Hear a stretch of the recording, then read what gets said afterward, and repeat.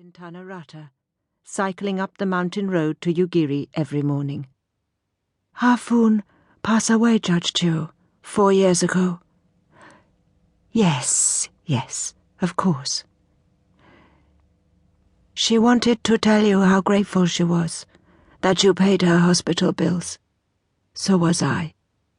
I opened the teapot's lid, then closed it, trying to remember which hospital she had been admitted to.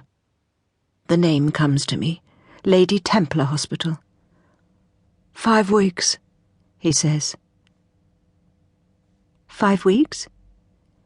In 5 weeks' time, it will be 34 years since Mr. Aritomo left us. For goodness sake, Ah-chung. I have not returned to Ugiri in almost as long. Does the housekeeper judge me by the increasing number of years from the last time I was in this house, like a father scoring another notch on the kitchen wall to mark his child's growth? Ah-chung's gaze fixes on a spot somewhere over my shoulder.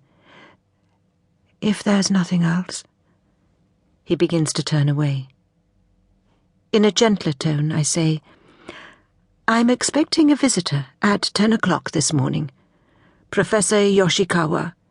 Show him to the sitting-room veranda. The housekeeper nods once and leaves, closing the door behind him. Not for the first time I wonder how much he knows. What he has seen and heard in his years of service with Aritomo.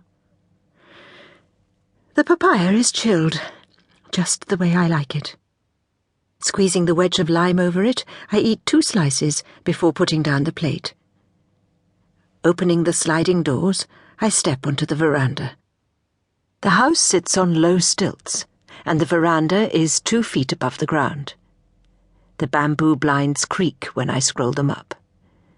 The mountains are as I have always remembered them.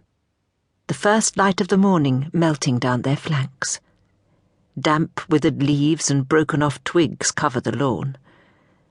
This part of the house is hidden from the main garden by a wooden fence. A section has collapsed, and tall grass spikes out from the gaps between the fallen planks. Even though I have prepared myself for it, the neglected condition of the place shocks me. A section of Majuba Tea Estate is visible to the east over the fence.